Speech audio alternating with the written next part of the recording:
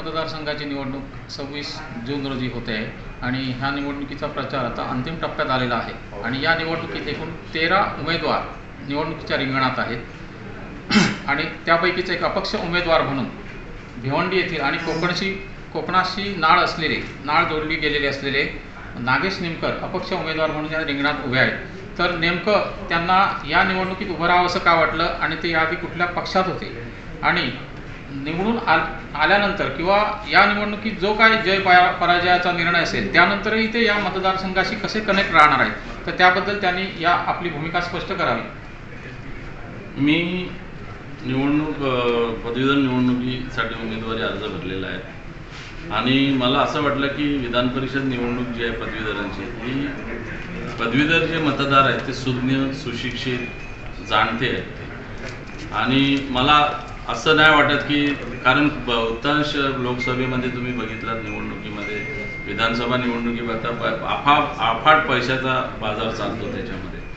याच्यामध्ये पण करतायत काही मातब्बर उमेदवार जे आहेत ते पैशाचे आमिष दाखवत आहेत मतदारांना। पण माझ्या जाहीरनाम्यातच लिहिले की तुम्ही मतदान विकू नका। तुम्ही कोकणाचा विकास जर साधायचा प्रयत्न करत असाल किंवा तुम्हाला वाटत असेल कोकणात विकास व्हावा तर ते मतदान तुम्ही विकू नका कुठल्याही मातब्बर उमेदवाराला किंवा तुम्ही गृहीत राहू नका त्यांच्यासाठी की हा मतदार गृहीत ठेवलेले त्यांनी की हा मतदान विकू शकतो।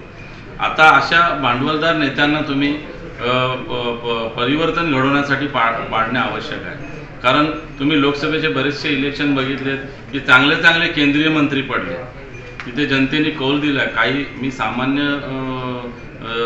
समाजातून येतो, सामान्य याच्यामधनं येतो, मी काय खूप मोठा माझ्याकडे राजकीय वारसा नाही आहे किंवा माझ्याकडे खूप मोठा भांडवलदार नाही आहे मी। तर मी सामान्य जनतेसाठी विकास करण्यासाठी सामान्य जनतेसाठी लढण्यासाठी मी विधान परिषद निवडणूक लढवत आहे।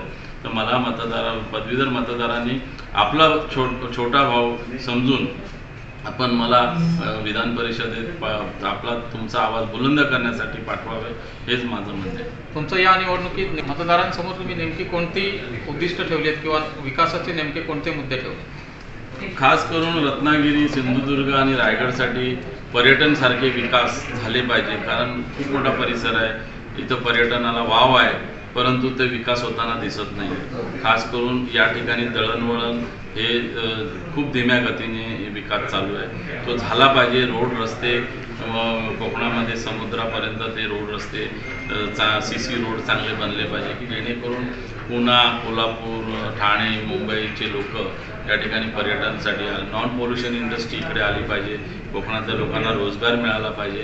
या सगळ्या गोष्टी होण्यासाठी खास करून रस्त्यांची जी दुर्दशा आहे ती सुधारली गेली पाहिजे आणि कोकणाची जी शिक्षण व्यवस्था आहे ती जी आता सरकारी शाळा ज्या आहेत जिल्हा परिषद शाळा बंद पडत आल्या त्या वाचवणे माझं प्रथम कर्तव्य आहे।